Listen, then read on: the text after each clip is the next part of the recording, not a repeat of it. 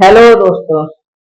आज मैं इस चैप्टर नंबर 13 अवर एनवायरनमेंट का पार्ट 10 लेकर आया हूँ, जिसमें आज हम पढ़ेंगे बायोलॉजिकल मैग्निफिकेशन, जिसे बायोमैग्निफिकेशन भी कहा जाता है।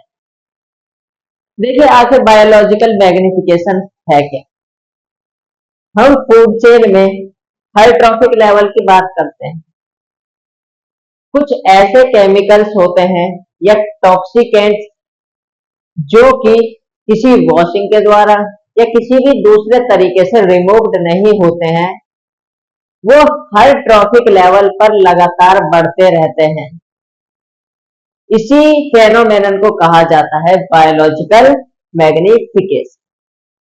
The increase in the concentration of harmful chemicals या toxicant at successive trophic levels in a food chain is called biomagnification। देखिए, मान लीजिए जो नॉर्मली घास होती है, ग्रास, उस पर हमने कोई केमिकल छिड़क दिया कीड़े जो होते हैं उनसे बचने के लिए।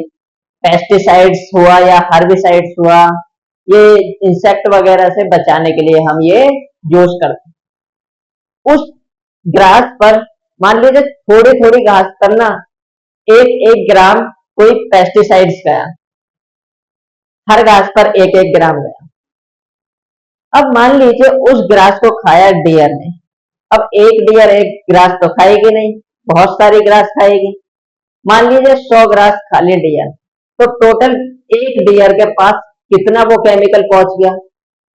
एक ग्रास के पास 1 ग्राम, तो 100 ग्रास के पास 100 ग्राम, यानी कि एक डियर के पास 100 ग्राम वो केमिकल पहुंच। अब एक लायन सिर्फ एक डियर को नहीं खाएगा, तो एक लायन ने मान लीजिए 10 डियर को खाया, तो 100 इंटू 10 1000 ग्राम, यानी कि 1 किलो वो केमिकल उस लायन के पास पहुंच जाए और उसकी बॉडी से वो रिमूव नहीं होगा। तो इसे ही कहा जाता है biological magnification. This phenomenon is well known for mercury and DDT। ये कुछ ऐसे केमिकल्स हैं जो कि बायोलॉजिकल मैग्निफिकेशन में मेनली देखे जाते हैं।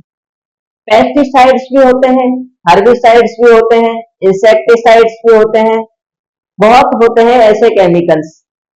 एग्जाम्पल, सबसे पहले ग्रास, मान लीजिए उसके पास डीडीटी का ही एग्जाम्पल लेते हैं। 10 ppm डीडीटी है, ठीक है। ppm होता है पार्ट्स पर मिलियन। 1 मिलियन में से जो 10 पार्ट आए हैं वो 10 ppm है। ग्रास के बाद डियर पर जो डीडीटी पहुंची वो पहुंची 200 पार्ट्स पर मिलियन, यानी pp।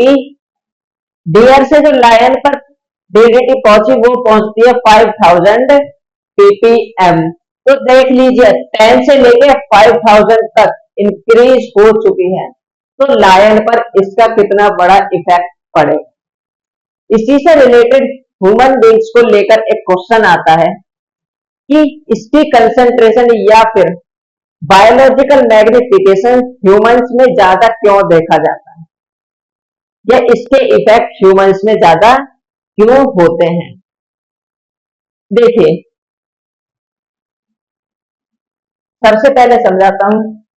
हम ह्यूमंस जो होते हैं टॉप ट्रॉफिक लेवल पर आते हैं, यानी सबसे ऊपर। तो हम जब केमिकल शुरू से ही चलता आ रहा है, टॉप ट्रॉफिक लेवल पर क्या हो जाएगा? बढ़ जाएगा, और हमारी बॉडी से ये किसी भी वॉशिंग या किसी भी तरीके से रिमूव नहीं होगा। इसलिए ह्यूमन बींग्स में ऐसे केमिकल्स सबसे ज्यादा इकट्ठे होते हैं। The maximum concentration of harmful substances is observed in human beings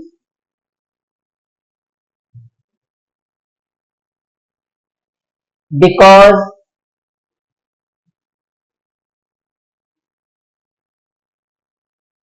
humans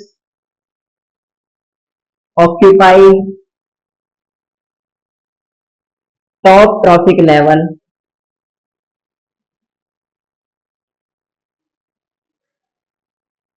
in a food chain,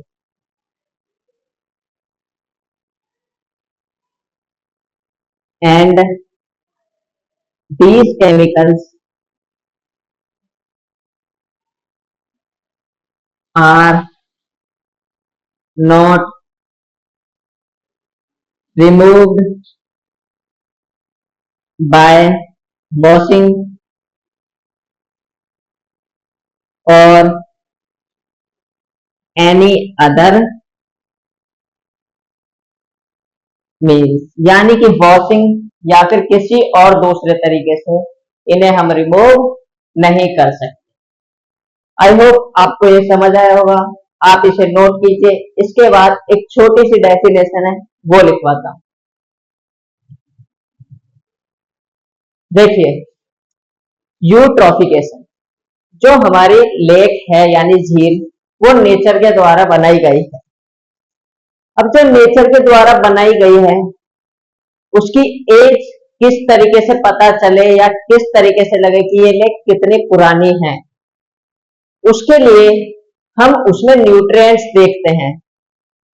देखिए, लेक बनी है, उसके अंदर जो जीव होंगे वो धीरे धीरे मरेंगे भी, नए जीव उत्पन्न भी होंगे। जो मरेंगे उनसे न्यूट्रिएंट्स बनेंगे और न्यूट्रिएंट्स बढ़ते रहेंगे।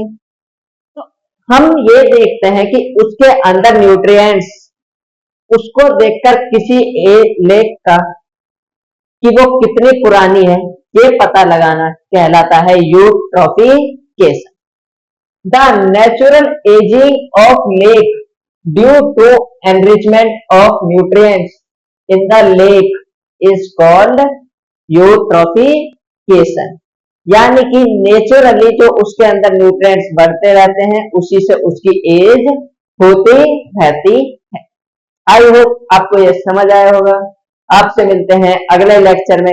ओजोन लेयर्स को हम पढ़ेंगे। अब फूड चेन रिलेटेड जितना भी कंटेंट था वो हम यहाँ तक कवर कर चुके हैं। जल्दी से जल्दी हम और कवर करने की कोशिश करेंगे।